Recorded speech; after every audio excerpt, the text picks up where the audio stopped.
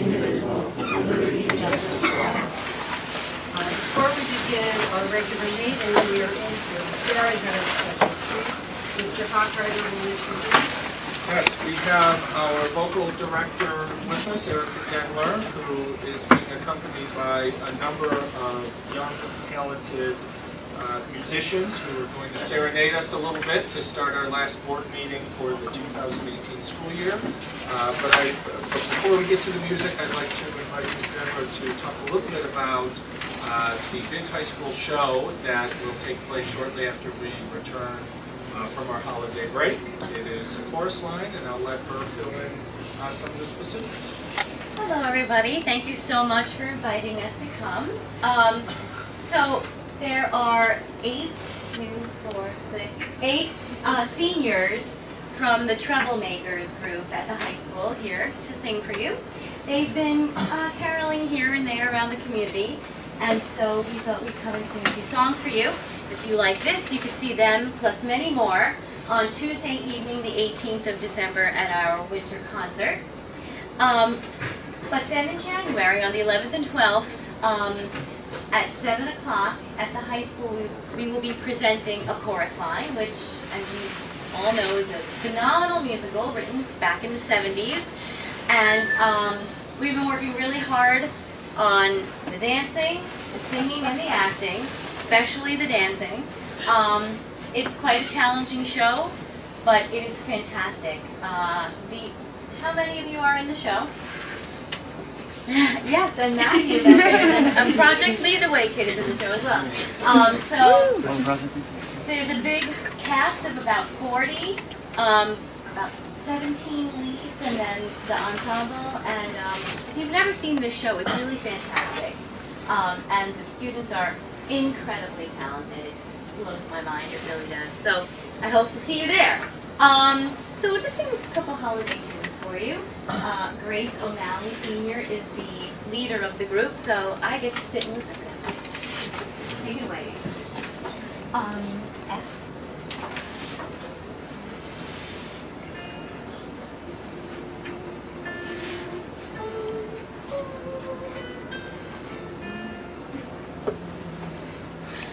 Deck the halls with bells of holly, fa la la la la la la la la.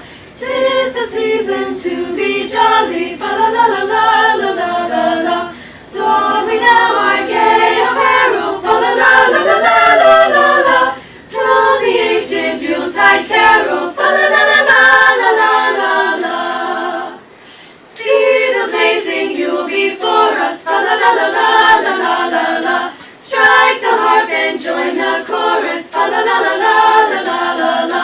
Follow me in merry measure, fa la la la la la la la la.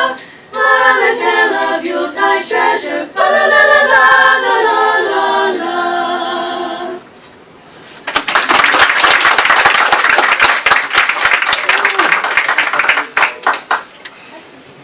We didn't do 3 for you, because that was so fast.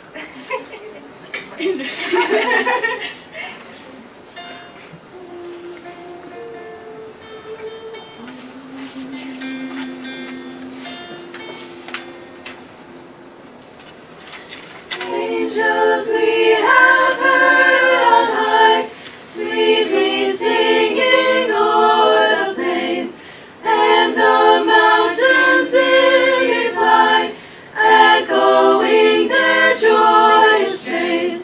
Glory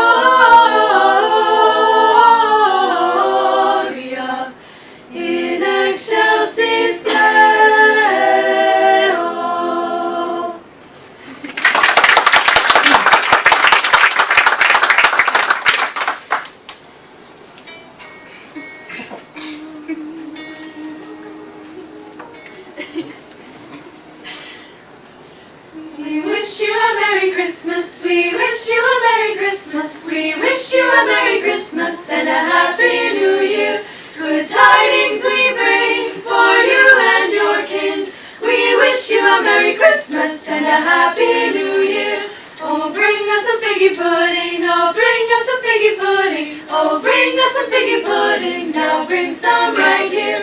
Good tidings we bring for you and your kin. We wish you a Merry Christmas and a Happy New Year. We won't go until we get some, we won't go until we get some, we won't go until we get some, so bring some right here. Good tidings we bring for you and your kin. We wish you a Merry Christmas and a Happy New Year.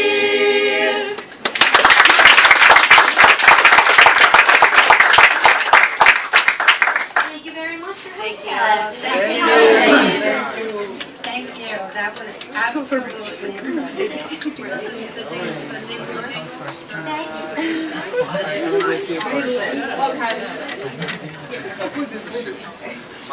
Can't beat that, let's go. Thank Here you. you go. Thank you, ladies. Bye. Thank you.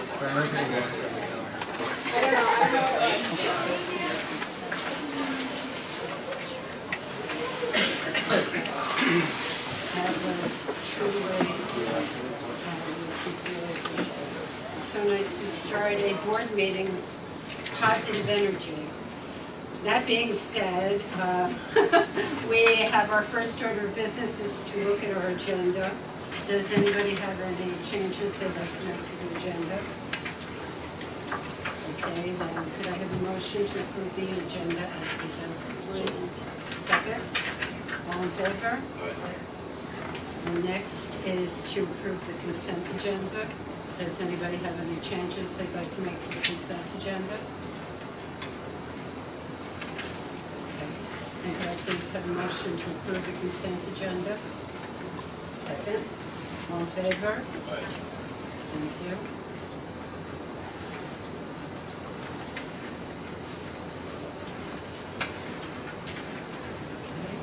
Next, we have our donations.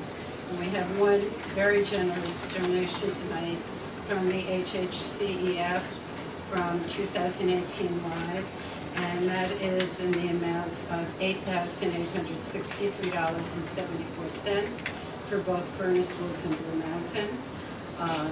They have Furnace Woods School received a donation from the foundation to fund the costs for STEAM, and that involves buying supplies and equipment for their robotics program. The Blue Mountain Middle School has received funding to expand its makerspace for purchasing of drones and coding for their computer programming. Can I please have a motion to accept the donation? Second? All in favor? Okay.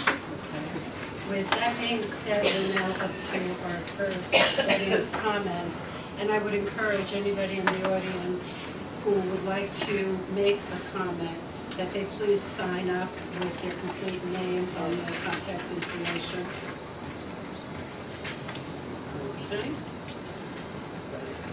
Nobody that's presenting has to do that. That's for other people that would like to make comments. That being said, I would just say each speaker is permitted 3 minutes for their comments and must be recognized before they come up to speak. All comments must be directed to the board. The board will listen to your comments and input, but will not necessarily debate or discuss items.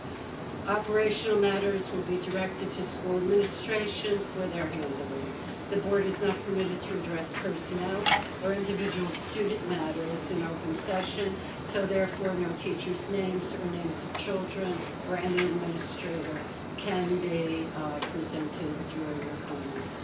The board will limit repetitive comments in order to give time to others wishing to speak, but since we have nobody who is currently signed up to speak, we can move on. That being said, we're up to the superintendent's report. Yeah, a few quick updates so we can give ample time to presentations because our entire crowd here, I think, is presenting. We are in full holiday concert swing, as you have heard from our performers. So please check our website or Facebook for upcoming concerts. Tomorrow night is Furnace Woods. Next week is BB, as well as probably some other sprinkled in. Last night was very, very interesting. Last night the high school orchestra had their concert, and they organized the concert in a in a different way called a prism, is what Morabito called it. And the entire stage and the pit area was full of different performers, orchestrated or organized by their performance. So we had 2 guitar ensembles, we had a duet, we had the orchestra, we had the symphonic orchestra, and everyone was in the same place at the same time.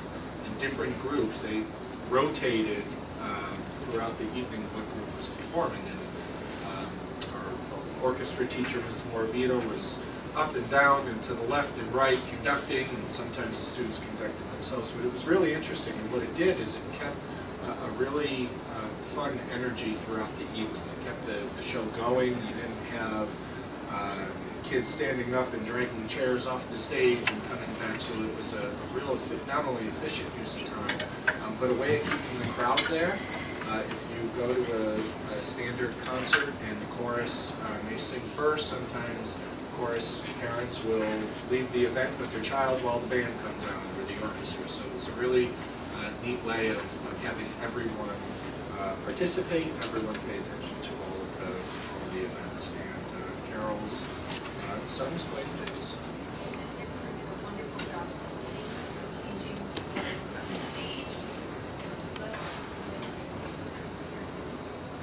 Last weekend was the middle school drama production of Dear Edwina. I won't get into what it is, but it's sort of a middle school advice column, and it was really, really neat. There were about 40 kids that participated. I went to a show on Saturday and sat there with them, Claire Carey, who runs our high school theater programs.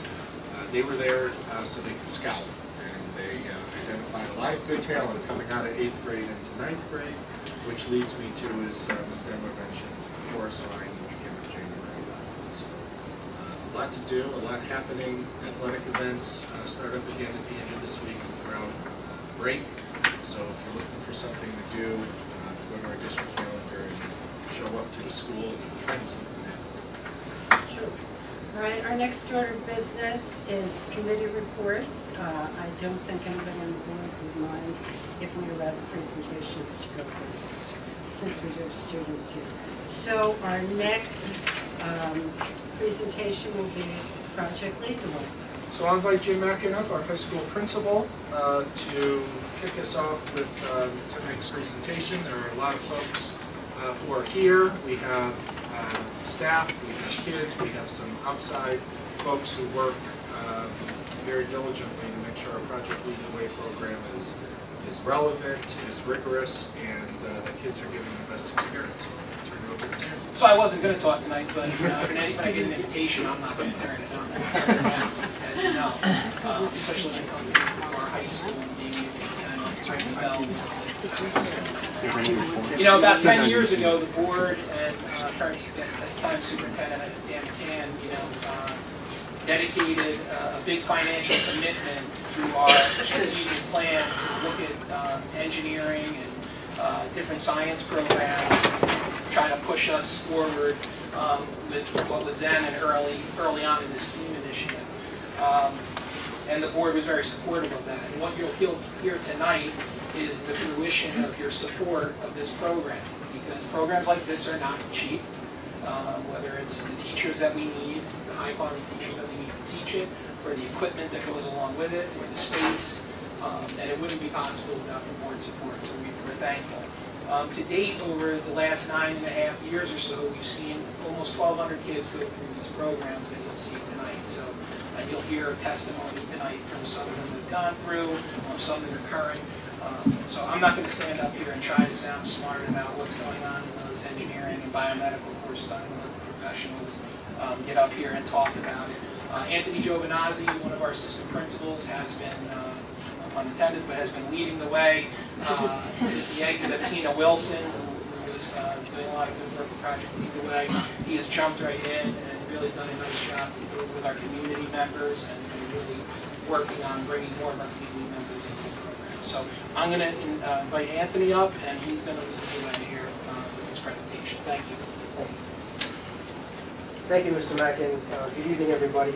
I'm Anthony Giovinazzi. I have the absolute pleasure to be one of the assistant principals at the high school. It's my second year working with the Project Lead the Way program. as Mr. Mackin said, we want to thank you for your support, for what you do for our students and for our staff. You're going to hear from our Project Lead the Way teachers. You're going to hear from some of our Project Lead the Way students. You'll hear some graduate testimonials of kids that have gone through the program and are now in college, and you'll hear how important, how worthwhile this program was for them as they earn their college career. Just a couple of quick highlights about the program. Our high school is only one of 13 high schools in New York State to offer all three pathways: the engineering program, the computer science program, and the biomedical science program. We're one of only 23 schools in the tri-state area, Connecticut, New Jersey, and New York, again, to offer all three pathways. And we're actually the only school in Westchester County that offer biomedical science, engineering, and computer science. Last year, 2017-18, we were recognized as a Project Lead the Way School of Distinction. What got us to that distinction level is that we have a program that offers three high school courses in that pathway. 80% of our Project Lead the Way students take 2 or more Project Lead the Way courses, and more than 70% of our students score proficient or higher on year-to-year assessments. Another nice feature about this program is students can get the AP Project Lead the Way student recognition, and what that means is if a student passes an AP course, a Project Lead the Way course, and either an AP or Project Lead the Way course, scored a 3 or higher on the AP course, or a proficient or higher on their Project Lead the Way course, they can be recognized, through that pathway. We have a partnership meeting twice a year. We had a very productive partnership meeting last week. Beth Gruber does a great job organizing and inviting the partners. We actually have a partner here as well that will speak later. And they do a great job supporting our kids. They give kids opportunities to bring guest speakers in. They give kids opportunities to go on visits, on tours. We had a great assembly program a couple weeks ago where Dr. Lynn from IBM came to talk to some of the kids about the laser eye surgery that he was part of inventing and discovering. So those partnership meetings are great, and they really allow us to work with them to support the students. And we've actually had, the last couple of meetings, we've had students be part of that meeting as well. So students have a voice in where they want to see the program go and what they would like to see from the partners. And the partners let us know what they would like to see from our program and to see what our students should be doing moving forward. And lastly, we do have a Project Lead the Way Outstanding Teacher. Ms. Janine Hall this year was given that real prestigious award. So we'd like to recognize her for that. So as Mr. Mackin said, I'm going to hand it over to the professionals. You'll hear from the teachers from each pathway, and we'll hear from the kids as well. So again, thank you very much.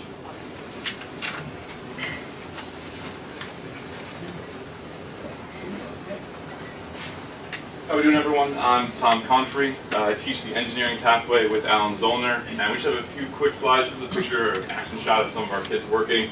And on the right is our design process. This is the thinking and solution system that we apply to all our classes. So it walks you through how to solve a problem in an organized and concise fashion. And the real key to it is that it's iterative. That once you work all the way through, you have to go back to the top and retry and keep reworking your solutions. This is one of the big different ideas in engineering as opposed to a traditional course. That sure, you invented the microwave, but now you have to rework it to make it better and smaller, and add a button that hits baked potato and makes you a baked potato and all these things. So the idea that you can keep fixing and making something better. And we offer a good number of courses. The first is one I teach is the Introduction to Engineering Design. We go over the design process and how it works. Students learn skills like CAD and basic presentation, things like that. Then we offer Principles of Engineering. This is an overview of all the major types of engineering. So think civil, mechanical, electrical, and we take that problem-solving method and apply it to bigger issues like building bridges or designing systems for energy.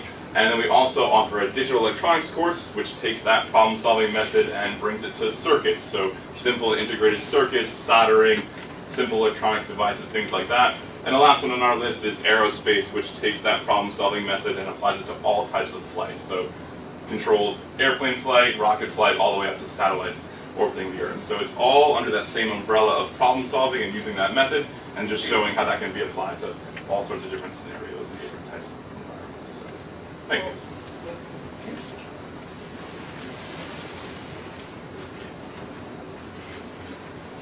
Good evening. I'm Janine Hall, and I teach the biomedical program with Stephanie Geiger, formerly McQuaid.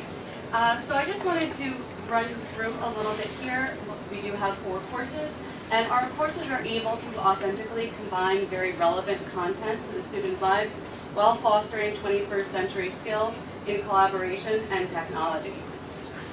Our next slide goes over the 4 different courses that we offer. While they are offered in sequential order, the students do not need to be a freshman to join the program. So that's one thing that I really wanted to stress, in addition to that they are our rigorous college level courses. Our first, the Principles of Biomedical Sciences, starts with Anna Garcia, who they tragically find on the first day of school, and we work the whole year to try to figure out how she passed away. Human Body Systems is more of an interactive anatomy and physiology course, followed by medical interventions that does a significant amount of lab work, including modifying bacterial genes. And the biomedical innovation is our capstone course, where we do a lot of biomed in the community and other types of projects, including going to the middle school for a career day to present additional biomed careers. So before I move, I did want to let you know that I was recently contacted by Project Lead the Way's CEO, Vince Bertram, and I have been chosen as the Distinguished Biomed Teacher of the Year. Awesome.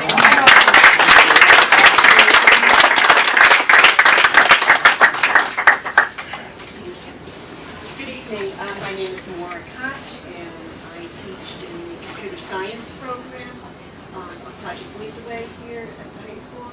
And this slide is just a slide to kind of remind us the importance of the computer science pathway and the programs and the computer programming, how much we need it in our in this world today. We've been teaching computer science programming at the high school for since ever I've been there, and that was since 2000. But this was the first year the computer science Project Lead the Way pathway was running officially. Last year we piloted the first course in Project Lead the Way, Computer Science Essentials. There are 4 courses. Currently, right now, we are doing the Computer Science Essentials and the AP Computer Science Principles. Myself and another teacher, Thomas Yee. Thomas Yee is teaching Computer Science Principles, and I'm teaching Computer Science Essentials. Starts with an intro course. The Computer Science Essentials gets a broad spectrum of students touching many areas of computer programming, from coding to HTML, and the problem-solving process. It's interesting that the engineering program focuses on this iterative design process, and so too does the computer programming. The iterative process of constantly refining the problem solving that you do. The AP Computer Science Principles takes it that much further, and it's the first in the AP pathway. Next year and the following year, we will be introducing the AP Computer Science A and the Cyber Security. We do have some students. Yeah. Thank you. So again, my name is Alan Zollner, and I can tell you that as an engineer before a teacher, it's a real pleasure to be able to teach engineering to our future engineers who may choose to go into engineering or not. So I've invited 2 current students, and then you'll see a couple of videotapes of graduates, right? So Matthew Klemick is a current junior, and I think, why don't you just introduce yourself, and then Alex Mack is a current senior. So one and I'm Matt Klimek, I'm a junior. I've taken the Intro to Engineering program freshman year, the Principles of Engineering program sophomore year, and I'm currently taking the Digital Electronics program. Now, I initially came to the program with a pretty vague understanding of what engineering was, but after 2.5 years, I'm definitely sure that this is what I want to do in college and beyond. And I'm sure tons of people that come into these programs realize, or enter these programs because they're interested in these different fields as career choices. And I think these programs really get us ahead of kids who enter college not knowing what they want to do. Because we are ready, we know what we want to do because of these PLTW programs. We get ahead of the other kids, and we're just learning so much more that are going to put us way ahead. I'm Alexander Magnus. I'm a senior right now in high school. I've taken 5 of engineering courses, or project leadership courses. I started with Intro to Engineering and Design. And then sophomore year, I took Principles of Engineering, and the Computer Science Essentials. I've also now taken Digital Electronics and AP Computer Science Principles. Yeah, to recap on what Matt said, it pretty much puts us ahead against the rest of the students who are applying or going for engineering. I just got accepted to RIT because of it, so. Congratulations. I'm able to be a part of the game, know the knowledge, and really just take my freshman year nice and easy. Don't do that. Thank you.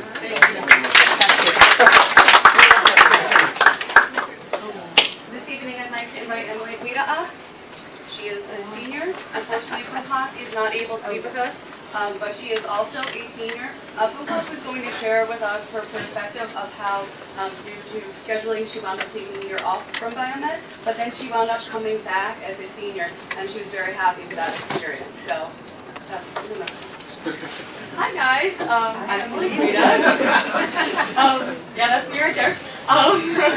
So I just want to start by saying that Biomed is so much fun, clearly, because I have a DNA strand around my head right there. But so I entered the program just thinking science was cool. And I wanted to, get a little more about it. And Mrs. Hall came to our school and gave us a cool little preview in middle school.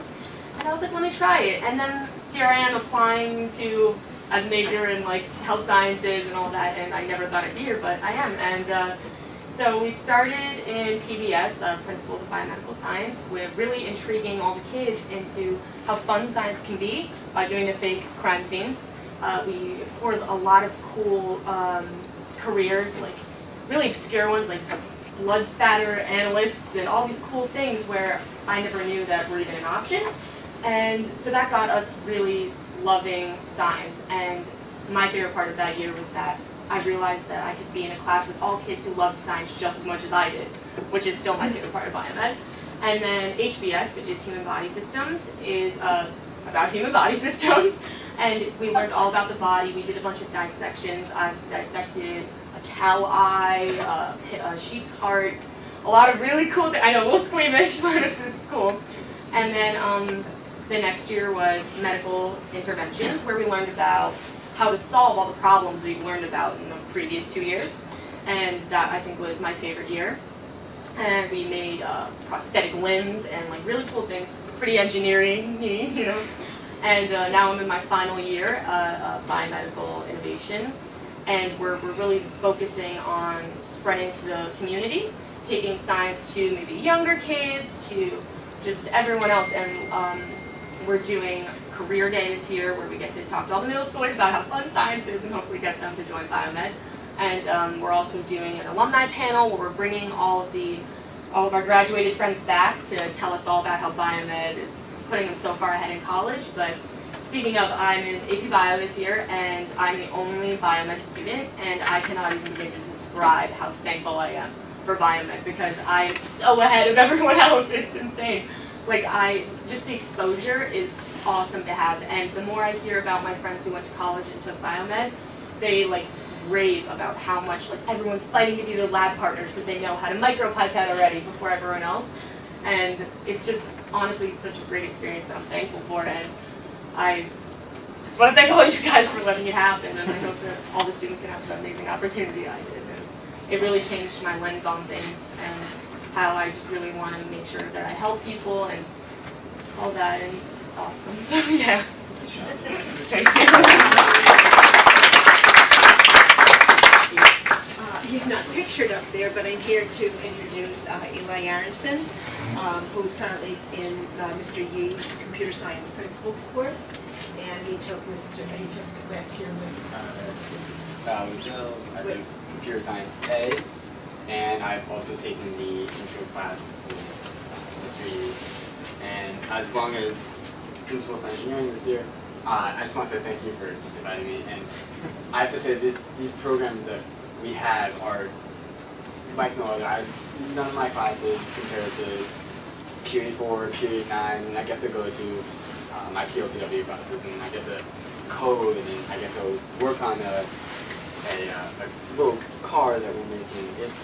These courses are really extraordinary, and I know how to do so much more in what I consider languages like Python and Java and HTML, and it makes me want to go out on my own and just do extra credit and just do more. And I can't thank you guys enough for letting us have these programs, because they seriously are.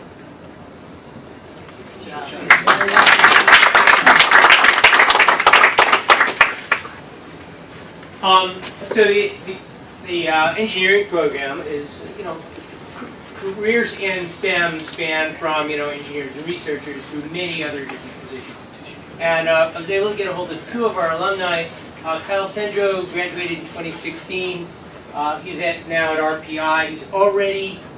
He just finished, he's in his junior year. He already has a job offer from Boeing to join them. And then I also wanted to have another student here, another alumni, who just came in her senior year to check it out and see what engineering is all about.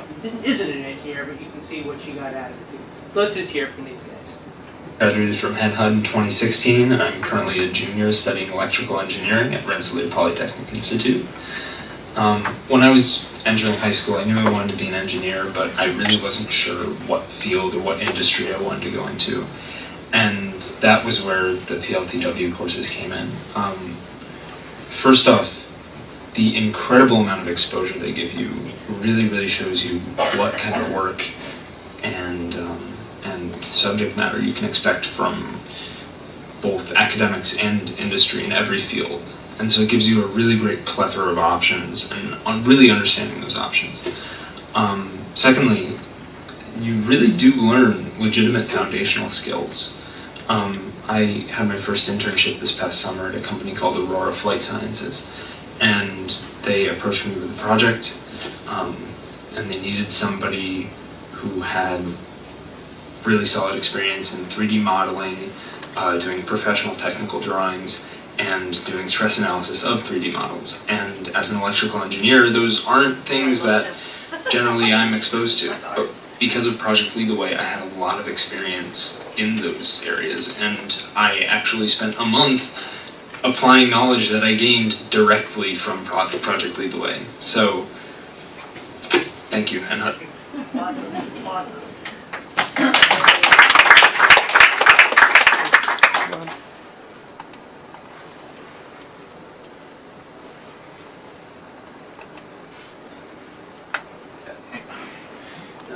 That one we can't do. Hold on. Is that the next one? Maybe if we refresh it. Okay, this one I need permission. Is there another video after? Is there a computer science kid that can fix Yeah, I mean, I can tell you what Nicole had to say. So Nicole took Principles of Engineering course in her senior year, right, just to check it out. And she's up at Binghamton University taking mathematics and English, majoring in both of them. But she had some really encouraging things to say about her experience in our Principles of Engineering class. Particularly how it pushed her, right? And like in engineering, if you guys know that things need to be debugged, right? They don't work the first time. And you've got to go back through it and really think hard about what's going on and how to fix it. And I guess you got something out of that, if you can get the video.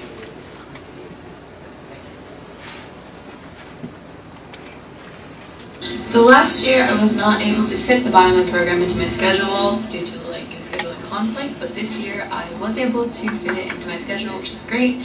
And so I decided to take it again as a senior because I just learned so many new things during the first 2 years, from the wet labs and the different activities that I can use day to day in my other programs as well, and it's given me so much more knowledge to take with me onto college next year.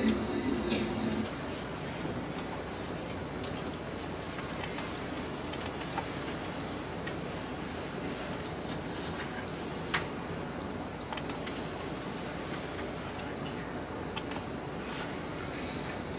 Hi, my name is Kara Berg. I took Intro to Comp Sci with Mr. Yi at Hendrick Hudson High School my senior year, and I think it's honestly one of the most valuable courses I took throughout high school. I learned so much in that class that can be applied to so many of my classes in college now. I'm a biology major, and I came into college having to do an extensive amount of coding for data analysis, and the code we use is R, and it's extremely similar to some of the things I learned in Mr. Yi's class because I learned Python. And taking that Intro to Comp Sci class gave me a huge jump start in knowing how to code, because a lot of programs are very similar. So knowing one helps you so much in knowing another. And I was able to skip learning the basics and go straight to learning, the more complicated stuff and spend more time on that while everyone else was still learning, the very basics of the program. And that was extremely beneficial and helped me so much, and honestly just made the coursework so much easier for me. As well as I've also been able, just with like the HTML coding I learned in the Intro to Comp Sci class, to make websites for clubs I've been in, and that's things I can put on my resume now, which is really beneficial. As well as I'm actually looking into a research project now in which I would do linguistic analysis all through coding. And I wouldn't be able to do these things if I didn't have a jump start, because I would still be stuck in a more basic area of it. But I've been able to excel in this part of my program of biology in the data analysis part because I learned so much already in that Intro to Comp Sci class. And I can tell you that professors in college constantly emphasize how important coding is, especially in biology, but in all other fields too. Because if you can code when there's just not as many people who can do that, and it's becoming more prevalent in every workforce, so if you can do it, you're more likely to get that job or that promotion or that internship. So I would highly recommend that you take this class if you have the opportunity. It's extremely beneficial.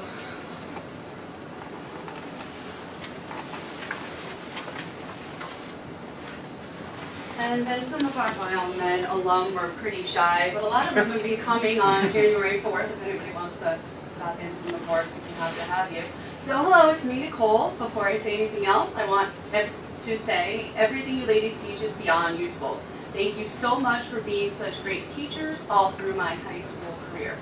Everything we learned in biomed, from study methods, research techniques, career journals, and the use of a microscope and a pipette is actually what I think made me so prepared for college. And then this just summarizes our visit with Dr. Nguyen that we've already spoken to. But it was really nice to have a speaker come in and do cross-curricular in terms of the 3 different biomed pathways in one, and all the kids got a lot out of it. He was really fabulous. We're very thankful for that opportunity, and we look forward to having more speakers come in for our students.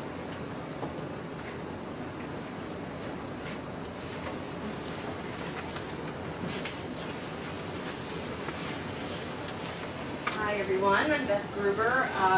As the Resource Development Liaison, my role with Project Lead the Way is to primarily liaise with our partnership team. And I've been doing this, I have to write notes because there's so much history here. I've been doing this since we had our first partnership team meeting in 2012. And there were 2 partners there, BASF and Giuliotti Machine Tools. And at the time, I think we had maybe 6 of the courses running at that time, 6 classes and 3 of the courses. So it's come a long way since then. And I want to tell you a little bit more about what the partnership team does, because I won't go on and on. Mr. Mackett told me not to go on and on. But I'll read one thing from the partnership guidebook for Project Lead the Way. A strong partnership team makes the difference between a program that affects a small number of students and an outstanding program that influences the entire school district. And that really is where this partnership team shines, and where I'm always so amazed, and we're all amazed, by how much they give to this district. So I wanted to go through a few of the things that they do, just high level. So the hospital, we have toured throughout the hospital, whether it's the cancer center, PTOT, the lab. I couldn't get one of our PR guys to go through there because he was afraid of blood. Come on, it's supposed to be picture. So we did that. They've come in, speakers have come in, nutritionists. We had a teddy bear clinic for our kindergartners. BNSF has been one of our strongest partners from the very beginning, not only within Project Lead the Way, but they have programs outside of that, being the world's largest chemistry company, chemical company. They have UB the Chemist Challenge. For those of you who are parents, some of the kids have probably gone through it in middle school. We work with them to be the first district in New York State that even had that chemistry challenge. And it ended up whoever won was the state winner, so our kid went to nationals the first year. It's a chemistry bee, it's really hard. I went, I thought I knew some chemistry, I don't. Then we also have kids labs at the middle school, which are, they come in with kits and they make poop or slime or things like that. They have also given us scholarships. They give us senior scholarships every year. Entergy, we have Ms. Myers here, who's also a Henry alum, and she works there. And we'll tell you a little bit about her experience here and what she thinks of the team. But their funding of Project Lead the Way and many other additions has been valuable to us. They've also done tours for us. I don't know if any of you have been on one, they're very cool. And we also have a relationship with them where we have college level internships. So kids, alumni come back and intern at Entergy. Columbia University, that's another one, Dr. Quick. We've had science research opportunities there. Jonathan Chung was one of the 40 Siemens finalists a couple of years ago, right? 2 years ago? 40, only 40, and it's technically worldwide because there aren't countries. And he was in Dr. Lee's lab. And these are, again, are things all outside of Project Lead the Way. They've also donated equipment. I think Mr. Mackey went down the van and got it. And they've also provided speakers as well. And we have some tours coming up. Regeneron, another relatively new partner. We just had the BioBus mobile lab here for all the fifth graders and throughout the district, and it was a phenomenal experience. Kids were so excited about it, which you saw the story online. They're also planning on bringing microscopes in and going throughout the schools to demo how a microscope actually works at some point soon. Wheelabrator, they've also given us funding for various initiatives. We do tours there. It's one big trash plant. It's like inside a Weber grill. I've done a tour. It's pretty amazing. IBM, we have Family Science Saturdays. We've been doing that for forever with them, way before Project Lead the Way was even around. Right? We tour the Watson Center, including seeing quantum computing in action. I'm not sure but they said and they've also had speakers, including Dr. Wynn, who invented LASIK surgery, eye surgery. Giulianti, finally one of our original ones, he's done tours. He makes gears for NASA and the aerospace industry, and he's also done internships. So it's just been phenomenal. I can't say enough about these partners and what they've been willing to do. They take their time out to help these kids. Last meeting, we asked them, well, what do you want from our kids? And they're like, nothing. We just want to help your kids. That's why we're here. And I guess just to take away from the last meeting, I want to just share a couple of quotes. Just the last two, because you heard a lot of it from the students and some of them were at this meeting. One was, we were lucky to be in the school with these amazing teachers. And then the final one, which really hit home, and I think it's a great takeaway from this program, it's a big fail. So I've enjoyed every moment of this program, and I hope it continues to expand. It's been great. And I guess Val, Ms. Myers is up now.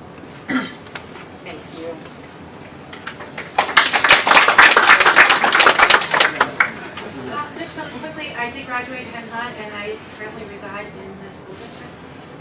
physics and a degree in vehicle engineering from Virginia Tech. Currently working at Entergy. I've been there for 19 years at Indian Point. Right now I'm a senior project manager, but I spent the majority of my career in engineering. I've been involved with Project Lead the Way for about 3 years now, and each year I feel like it just gets better and better. The teachers are always asking, what can we do? What should we be doing? How can we make this program better? The kids, as you can see, are very impressive. I mean, to me, they're speaking at college level. This is not high school level. The projects that they're talking about are stuff that I did as a freshman, even into a sophomore in engineering school. I love that they incorporate real life skills into their teaching. Tom and I talked about, he actually does do job searches, look to see how you can get interviews and that kind of stuff, real world stuff. They look at time management and problem solving. And really just as a taxpayer and maybe a potential future employer, I'm very proud of this program, and I think the board should be very, very proud of this program. It's excellent. Thank you for doing this. Thank you.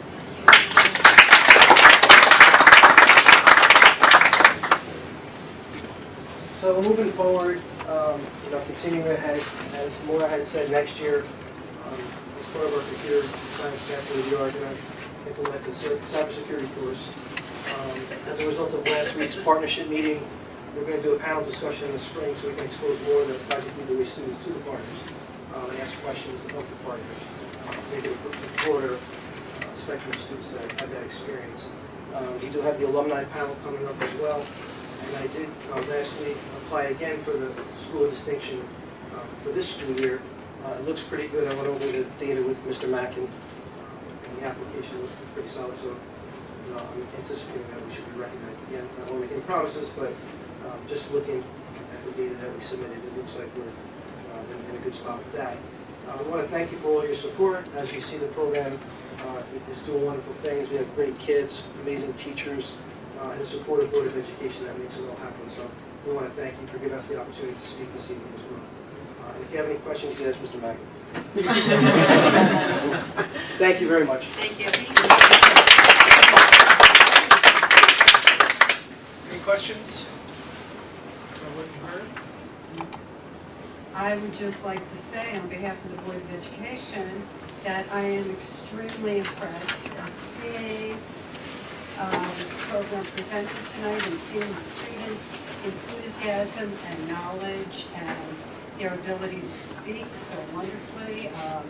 Thank you from the bottom of our hearts, because that's what we hope to accomplish, is being able to provide programs for students that are worthwhile and create a very positive attitude towards learning. So thank you very, very much indeed. Okay, good. Thank you guys, and leave before you're stuck.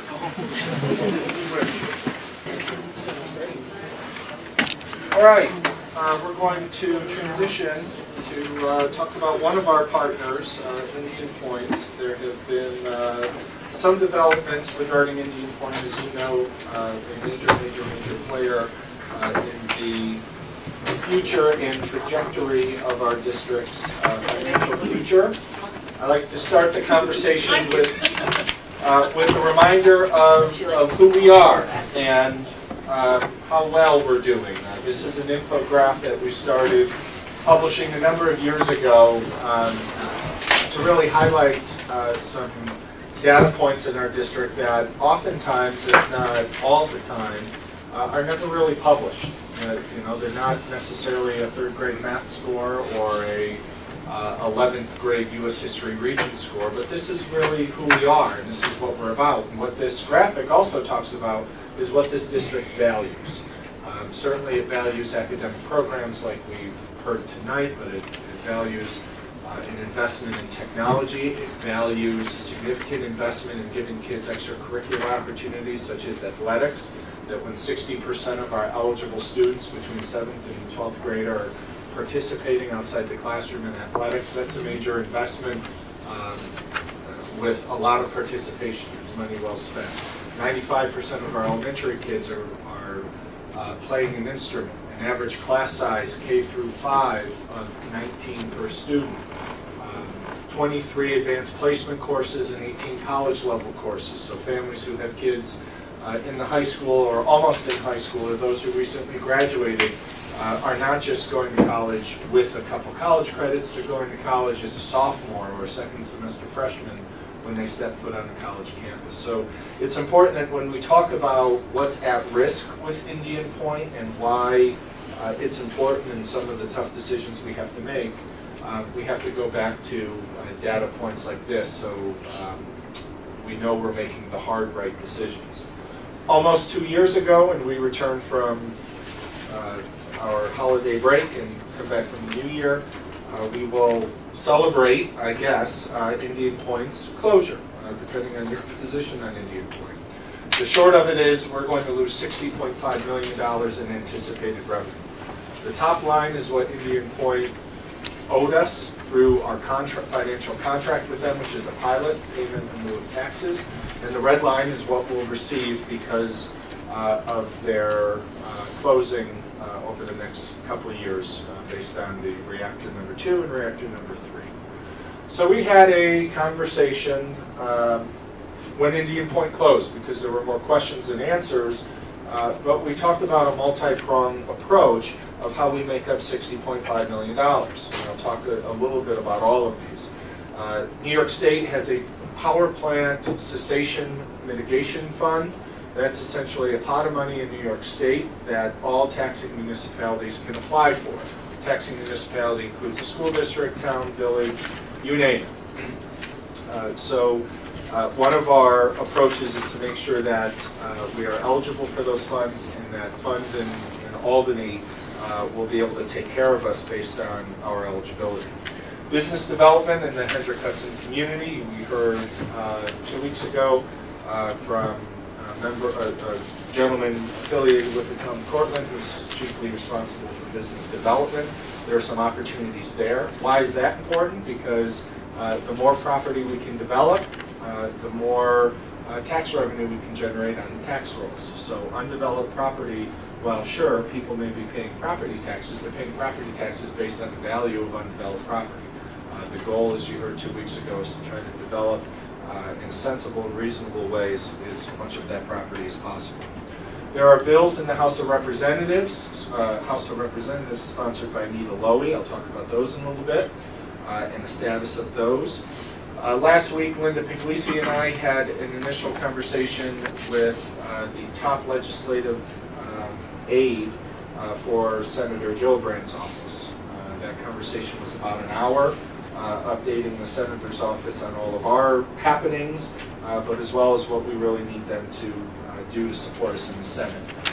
The good news is that there are communities throughout the country who are losing nuclear plants or have lost nuclear plants, and they're in red states, they're in blue states, they're in red districts, blue districts, purple districts. This is not a Democrat or a Republican issue in Washington, it's a community issue. So Nita Lowy, who's our local congresswoman, happens to be a Democrat.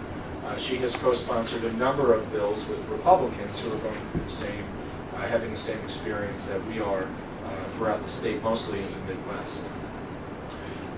State Education Department, we know that we will receive an increase in state aid because as Indian Point goes offline and they're no longer a wealthy business, our property wealth ratio will reduce. And when the property wealth reduces, it's oftentimes supplemented by state education department dollars. We're anticipating that our state aid will go up as high as 31%, which will certainly help, but it's not going to close the $60.5 million gap. And lastly, district-led cost savings initiatives. I'll end this presentation with giving the community an update on what we're doing to tighten the belt. The Cessation Mitigation Fund currently has $45 million in it. In order to be eligible, you have to have a tax loss. You have to have a tax loss of greater than 20%, and it has to be a direct result of a power plant closing. This particular cessation fund in New York State feeds you grant money over 7 years.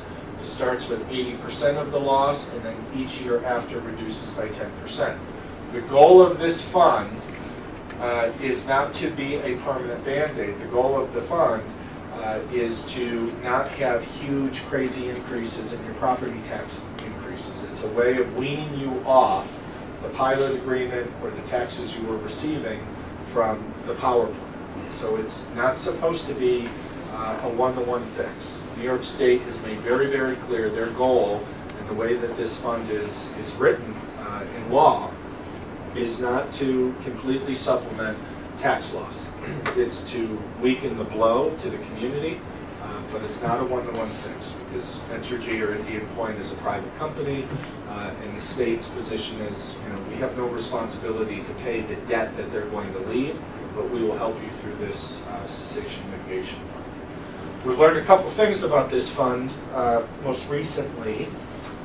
It's an annual appropriation, as I said, for 7 years, subject to budget approval. What that means is that every year our lawmakers in New York State have to fund that cessation mitigation program. They have to add new money to it through the budget process. So right now there's about $45 million left in that account, and a spoiler alert, our communities are going to need over $100 million in order to receive all of the aid that we're eligible for, right? So that's $100 million over a 7-year period. So that will go to the district, a little bit to the county, a lot to the district. We make up around 72%. So the school district, the town of Cortland, the village of Buchanan, as well as the library and fire district. But we're the big player. Business development, I won't repeat it. You can watch the meeting from 2 weeks ago. But in terms of what could impact our tax base, there are conversations about Indian Point selling off parts of their 240 acres that don't need to be used for decommissioning. We have riverfront development taking place, or the potential for it to take place in Brookline. The Cortland train station, if you've been to the train station, there's a lot of opportunity to develop some property there, as well as other parcels within the community, but not necessarily in our school district. The goal there is that it would hopefully create jobs and some sort of revenue stream to at least bring some foot traffic through our community that we currently don't have. There's a lot here on this slide. I'm not going to read it all to you, but these are bills that were introduced in committee last year. They are still alive and well. I had a conversation with Congresswoman Lowey's team as recently as yesterday. They're going to continue, they said, to work with the Energy Secretary, as well as the Energy Committee of Congress. Democrats picked up a number of seats in the House, so now a Democrat will chair this committee. Nita Lowey will be the incoming chair of the Ways and Means Committee. That essentially is the committee that negotiates the federal budget. So she has made a commitment on our region's behalf to make sure these bills become law, and that she advocates that they become law with her partners and colleagues in the Senate. What these all do in a different way is they create revenue. It essentially creates a revenue stream from the federal government to offset our costs of having a defunct nuclear power plant in our backyard. When a company comes in to decommission a nuclear power plant, it will take up to 60 years because of the life of the nuclear rods that are still housed on the campus. So for 60 years, you really can't touch that property. And our contention through these bills from the Congresswoman is, well, that property is worth something while you people, go through your scientific process of decommissioning it. There still is some overhead costs, and there is an opportunity loss. The opportunity loss is redeveloping the property. So each of these bills, essentially, some call it a tax, some call it a fine. It's a way of creating federal revenue to all taxing communities that house a now defunct nuclear power plant, so long as there are nuclear rods on that site. And in the case of Indian Point and all nuclear power plants, when they go offline, they remain an inactive nuclear power plant because there's live nuclear material on the campus. So these different bills would create a revenue stream for us. I mentioned conversation with one of our senators. They're looking at a bipartisan approach, as I said earlier, because this is not just an issue in New York, it's an issue particularly in the Midwest. The senator has committed to a site visit with her team and a tour of our community so she can understand what's at risk. We hope that happens either with her or her counterpart Chuck Schumer. But it is certainly on their radar. That 1 hour telephone call we had on Monday was the most exciting response we received from the Senate yet. So hopefully that will materialize into some bills and some revenue. Talked about the State Education Department. State Education Department, well, oh, whoops, that looks like that's just a different slide type. What we know from the State Ed Department, whoops, I brought the wrong one. What we know from the State Ed Department is they're going to review all of our financials, they're going to review the district's wealth ratio, all of these calculations that go into our property tax cap. Every year around February, March, and April, we talk about state aid going up, state aid going down, how much money are we getting. The good news, and this is not a political statement, but the good news is with one political party controlling New York State, and that particular political party campaigning on increasing school aid and increasing the school budget. In fact, there was just a call the other day for a $2.1 billion increase to the budget. That could bring good news for us, but we will see how that negotiation pans out. And the last piece of our financial approach is how do we look at our programs, how do we look at the business that we conduct. We're about a $70 million company, and how do we curb costs to demonstrate to our community that we're not just begging for free money. We're contemplating some very tough and difficult and maybe some unpopular decisions. A number of years ago, we looked at reorganizing and even to an extent outsourcing our transportation outfit. We had a consultant come in that looked at two things. Can we be more efficient with our bus routes? And would we save money by outsourcing our transportation department to a third party? Essentially not being in the business of having school buses or drivers that are employees, but it's a third party contract. We saved about $300,000 by rerouting some bus routes, taking some buses off the road, being more efficient. There was a drawback to that. The drawback was we had some more kids on a bus, and some bus runs got a little bit longer. But I'll tell you two stories. One, the bus run that got after we rerouted the buses, the greatest increase in bus length went from 9 minutes to 13 minutes. And bus capacity, the greatest increase was one bus at Furnace Woods that went from 34 students to 51. Now, these are buses that fit 76 kids. We went from 34 to 51, and that, for $300,000, that was a significant, we received some significant feedback from particular communities about that. Kids are on the buses longer, and there's more kids on the bus, what are you going to do about it? So we realized that maybe not everyone was as informed as we would like or was on board with making some significant decisions in our operations, so we could reserve $300,000 to either go to our bottom line to balance our budget or you need. So what we're looking at right now, and we should start with the bottom line, is we've worked with the New York State School Boards Association, who identified a consulting outfit, an educational consulting outfit that does this work for a living. And the work that they do for a living is they work with districts on how to be more efficient in a number of different ways. Popular ways, very unpopular ways, but there are people not affiliated with their school district. They don't live here, they don't work here. In fact, they live somewhere between Binghamton and Syracuse, and they just look at the facts. We don't engage with them. The board hasn't engaged with them. No one on our administrative team has engaged with them from the, with the exception of just sending them documents that they want to review. And so throughout our last 2 retreats, our board is committed to looking at some cost centers. And these are 3 cost centers. Low enrollment in high school electives. We have programs with 5, 8, 10 kids.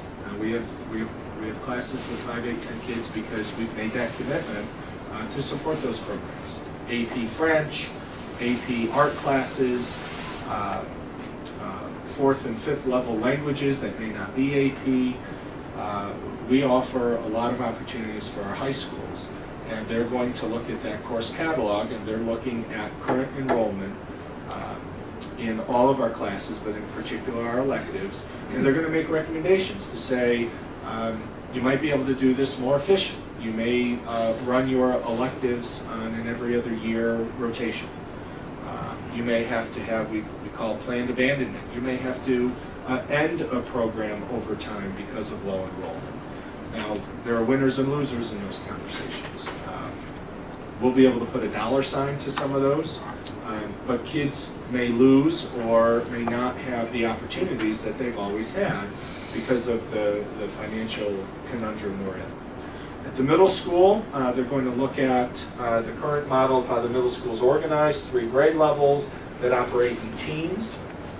They're going to help us determine if there are cost savings by abandoning or moving away from the team model in 7th, 8th grade and having more of a junior high model. The junior high model essentially is, it feels like a mini high school. They're not at the high school, they don't go to the high school, but the teachers are organized by content in 7th and 8th grade, not by team. For any of you who have had a middle schooler go through our district and many other districts, they're part of a team. The Snow Leopards, the Kelly team, the blue team, the green team, where teachers are responsible for anywhere between 80 and 120 kids. They co-plan, they talk about what's happening in the classroom, they talk about student support, they talk about field trips. The junior high model is essentially in 7th and 8th grade, teachers are organized by content. What are potential savings there? The savings are going to come in more efficient class sections. We do have teams in the middle school right now between 6th, 7th, and 8th grade with less than 15 kids.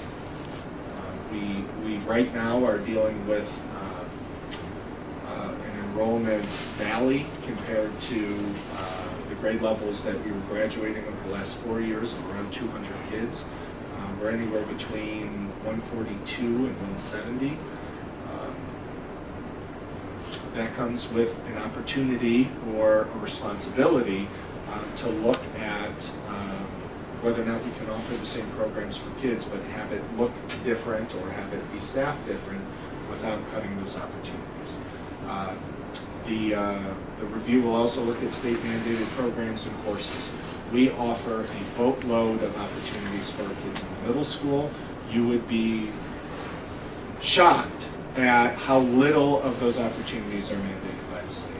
It's actually pretty pathetic. Art, music, technology, that's about it. And you take 3 years of math, science, English, social studies. The presentation we just heard, every single one of the classes that we just heard about Project Lead the Way are electives. They're not mandated by New York State. There's a cost to those, and the idea of doing this cost analysis is to put a dollar amount to it so we can make an informed decision of whether or not those programs or those areas are worth exploring or not. I'll go back to the transportation audit. We were able to make, tighten the belt in a lot of areas around, as I said, bus runs, number of buses, those sort of things. When the conversation got to outsourcing our transportation outfit, the savings were not going to be worth the result. And that was pretty clairvoyant on all of our parts, because one district that shall remain nameless but is very contiguous to us, they outsource their transportation, and the company that they use went bankrupt. And the school district was asking us and other districts in the region for buses and bus drivers, and can we merge routes. So we decided then that while there may be savings, that's not what we're about, and that's not what we want to explore. And lastly, the third piece of the study is at the elementary school. Elementary organization, how we're organized. We have 3 elementary schools with grades K through 5. Elementary school A currently has 343 kids, elementary B has 413, and elementary C has 241 kids. Right now in kindergarten, in elementary A, there are 21 kids per kindergarten. If you happen to live in elementary school C, you have 17 kids in the kindergarten class. If you live in elementary B, you have 14.7 fourth graders in your class.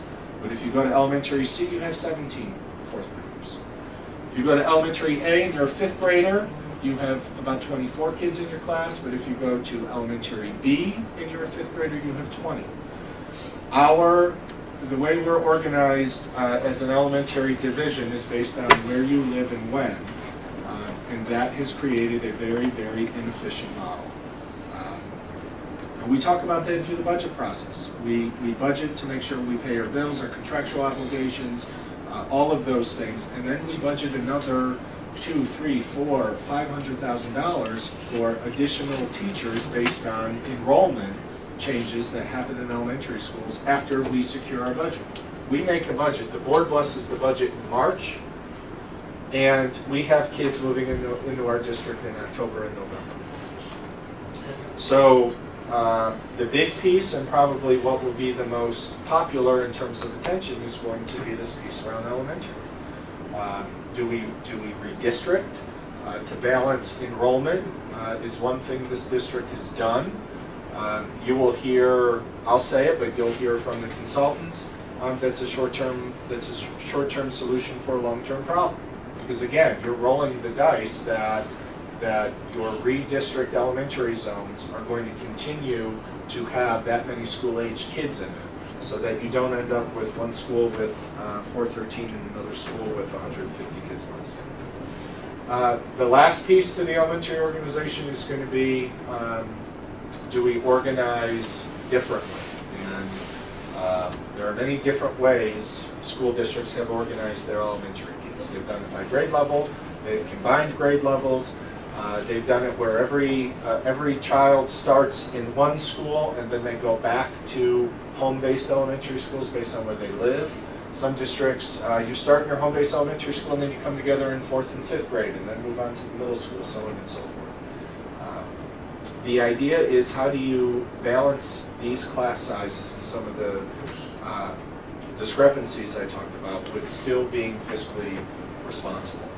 I started this presentation saying, it's wonderful, we have 19 kids in an elementary school, but if you're the parents of a 4th grader, well, no we don't, we've got 25. So the law of averages is nice, and it's a nice talking point. It's not my kid's experience. So the piece around the cost analysis at the elementary level is going to be about our outgoing costs to maintain what we've always had, or do we want to do something different to keep money either in the bank or to reduce the tax burden. This district has a long, long history about reorganizing or redistricting elementary. We now have a $60.5 million problem that these questions may help answer. We may say, you know what, no way, we don't have the support, or our community is willing to pay higher taxes to keep it the way it is. But we have to ask those questions, we have to turn those stones over, and we have to provide our community with that information to be able to make an informed decision. And speaking of staying informed, we have some web pages on our website where we dump all of our Indian Point info and intel.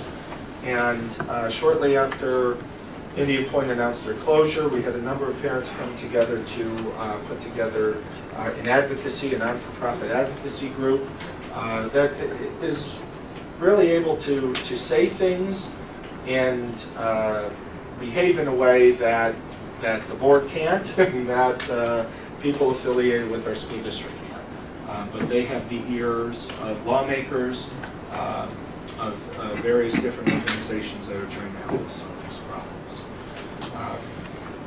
This has not been this slide around getting consensus on the cost analysis. This has been a conversation the board has had for about the first 18 months after Indian Point announced the closure.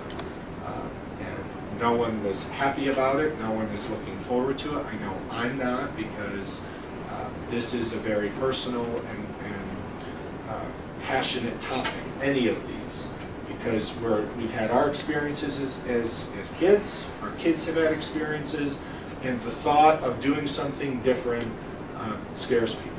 And I think we have to acknowledge that.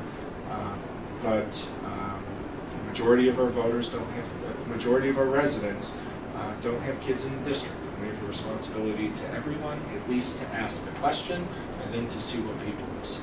So that's the bottom line on why we're going through this painstaking process.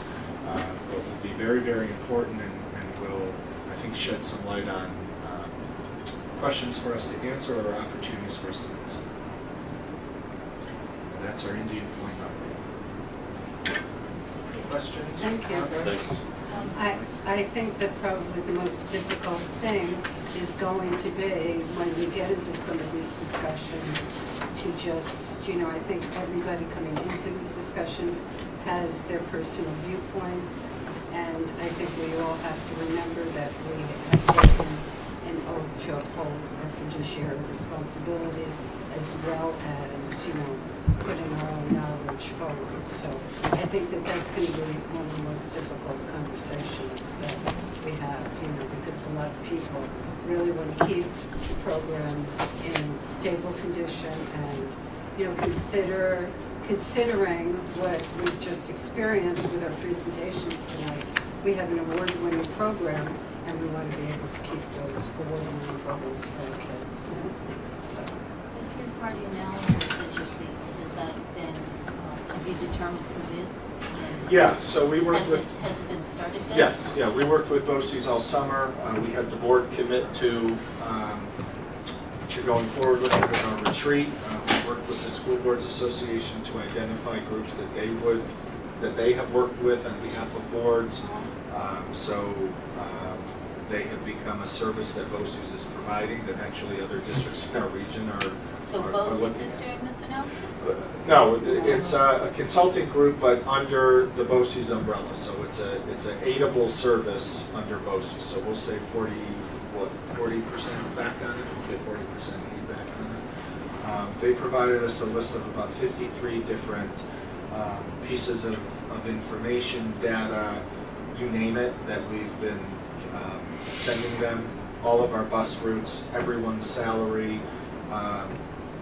student blueprint of the school, of every school and every classroom, the square footage. I mean, there's a lot of info that they have to manage in order to make the most accurate and significant. So you provided this information to them, and they're currently pulling it all together, and you anticipated March-ish?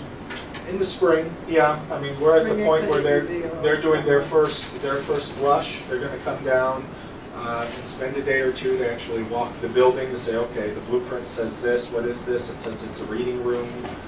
Could it be a classroom, or those sort of things. They've asked for everyone's schedules, so they have the master schedules of every teacher, every elective area, every music teacher at the elementary, everything. That has been the most laborious part, is getting that to them and then doing follow-up questions.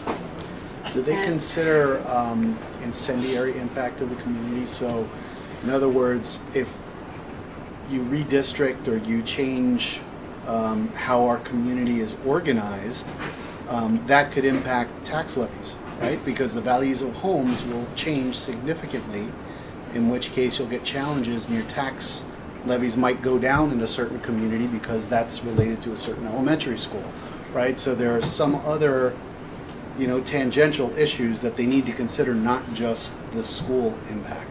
Yeah, the communities, they've done these studies. they have advised on all of those matters, and that would be a conversation they'd end up with having with Enrique or the town or the village to say, okay, what does this mean in terms of people then challenging their taxes, tax certs, and those sort of things. And I want you to please emphasize to the public that none of these changes are going to be implemented without the public being able to voice their concerns and their opinions and, open it up to people being able to voice how they feel. And my second point is that none of these changes will be implemented for next year, because I think when I've spoken to PTA groups, that's been one of the biggest concerns. Oh my goodness, next year my child's going to be pulled out of a school. No. I really want to make that very clear. Yeah, any change up on this list or any other ones that we learn that are of significance in terms of how kids are organized would take place no earlier than the September 2020 school year. Now that coincides with our first major reduction in pilot payments. So if we do anything different for the purpose of either reducing taxes or redistributing how we allocate our resources, it will coincide with the first day.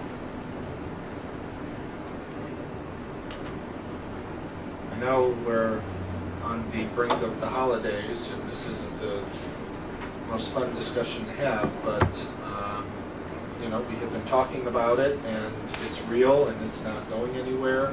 We're not getting in the mud with the rumors or innuendos of a bailout to Indian Point or what have you. If you've gone or watched any of the committee meetings, the task force meetings, Entergy, who owns Indian Point, is leaving. They have said that. Corporate has met with Enrique and I and said, we are out of here. If someone else comes in... April 28th. Yeah, on April 28th next year. If someone else comes in... 2 years. Or 2 years, I'm sorry. 2021. Rushing. If anyone else comes in, that's on them, or that's up to them. Entergy used to run the Fitzpatrick Nuclear Power Plant outside of Oswego in Lake Ontario. A number of years ago, around 2015, the governor then actually cut them a deal to help Entergy sell Fitzpatrick to Exelon, a different nuclear power company. And he got killed, the governor got killed because he wanted to protect those sort of jobs upstate, but was chiefly responsible for closing Indian Point here for his reasons that he stated. So it's possible that someone else comes in to run the power plant. We don't hear about that.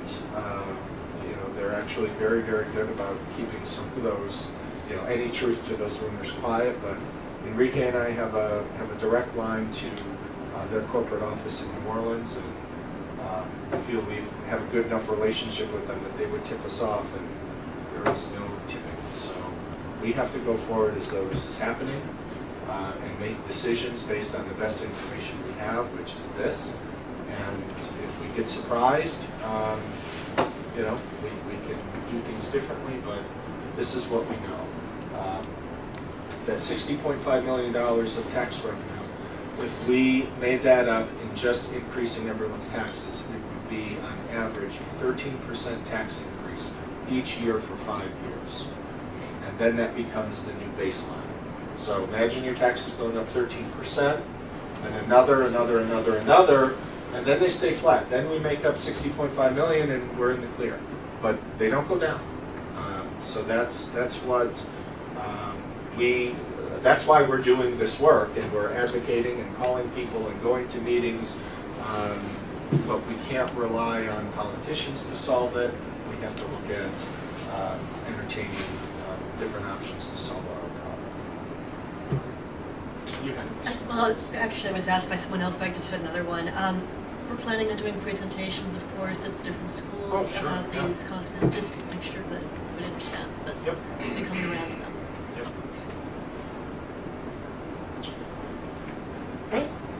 Other than that, Happy New Year. Well, thank you very much for that wonderful presentation. I don't know if I believed you. And you Very open. shouldn't. What's that? Very open. Yeah. All right, brace yourself. Better? Thank you. You guys too. Okay, what we did not have were committee reports. So does anybody from the board know? I know you had. So I attended the Westchester Putnam School Board Association board meeting, and it was combined with the Legislative Advocacy Committee meeting. And one of the things that came out of that is that the main focus for Westchester Putnam this year, they have 4 kind of main areas they're going to be looking at. One is what they're calling Ever Upward, which is kind of improving our levels of education for students, helping to improve our programs. The other thing is that they're going to be working on is funding, safety, and annual professional performance reviews, trying to help make that all make sense and work together. One of the other things they did recently, I think everybody should have received it, was a school start time survey.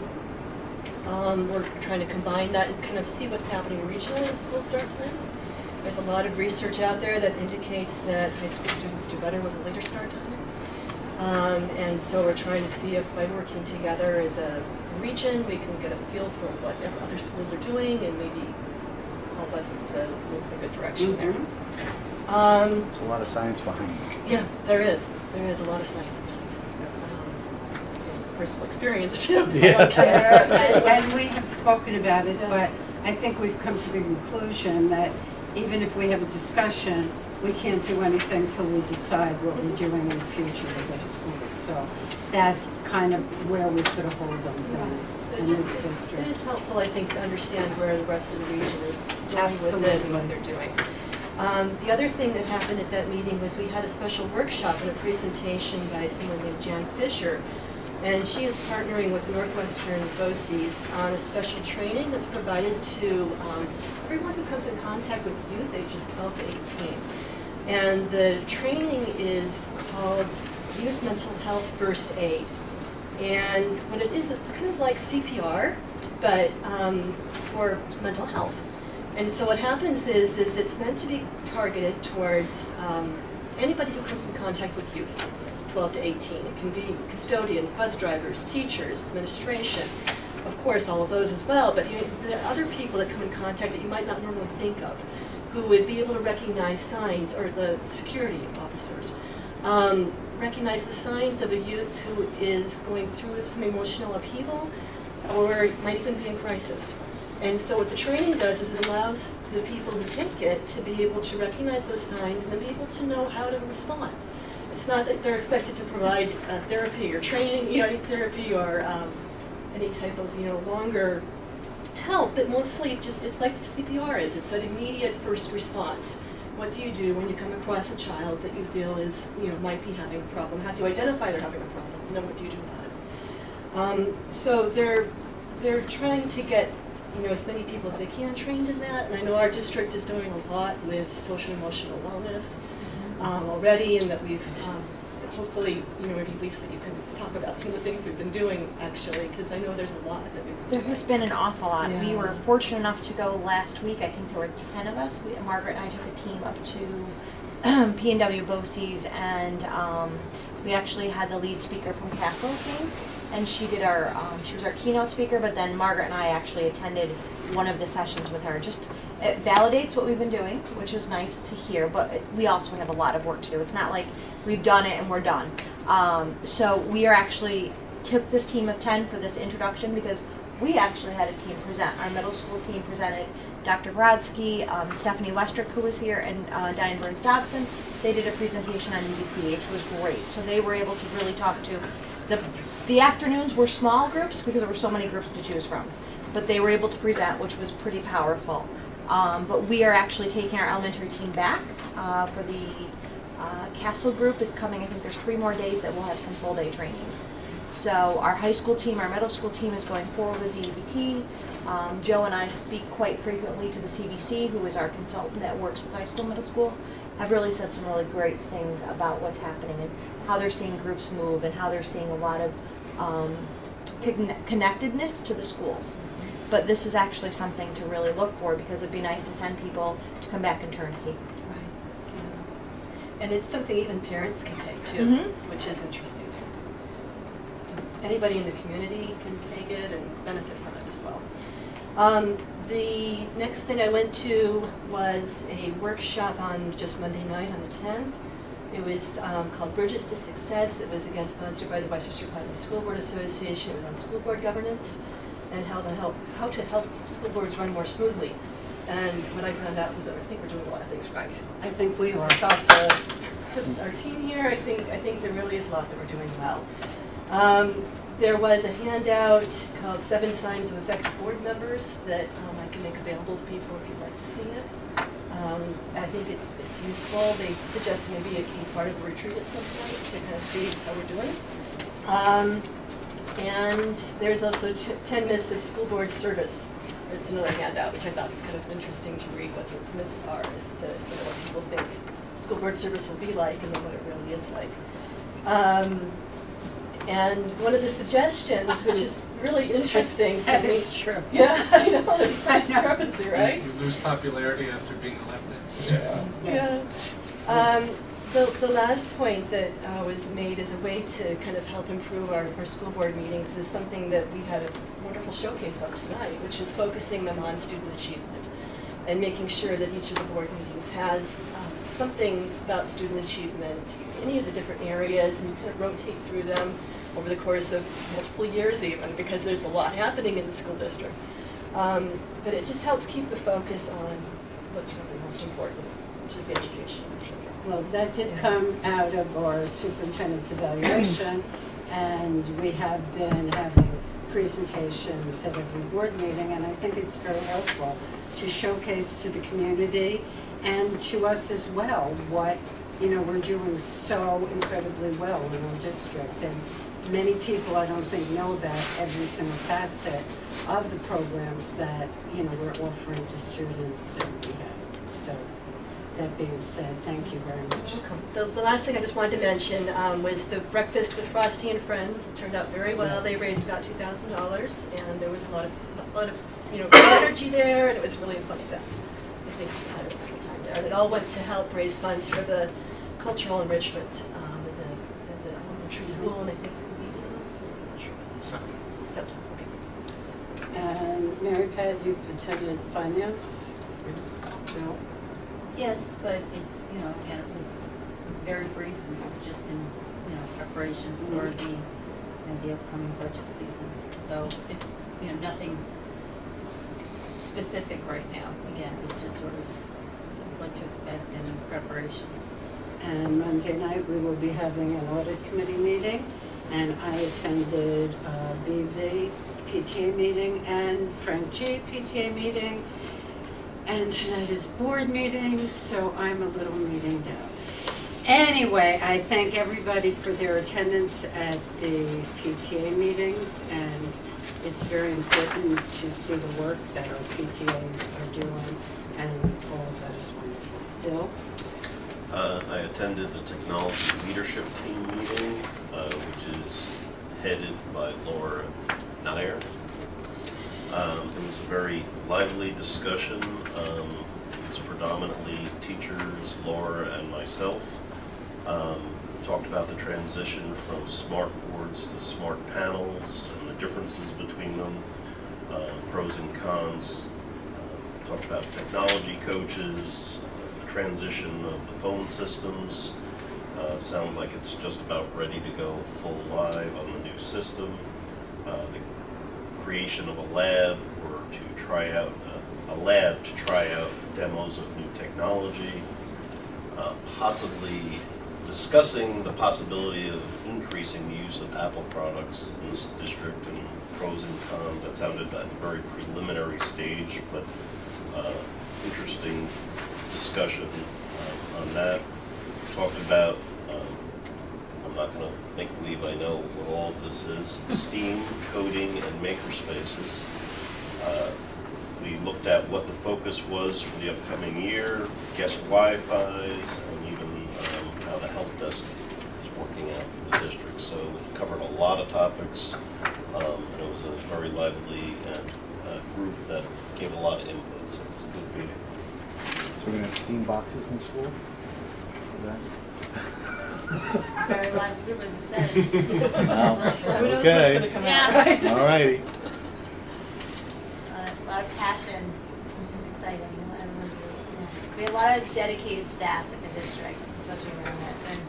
And just the tech coaches themselves, they attend tech coach meetings, they attend this meeting, they're all volunteer. And they're really dedicated and motivated to learn more, share more, they get really excited and passionate about what they're doing. I just think it's incredible that in our elementary schools, children are learning coding. I mean, I just, I find some of the programs just amazing that we're providing for children. I think it's wonderful. So, thank you.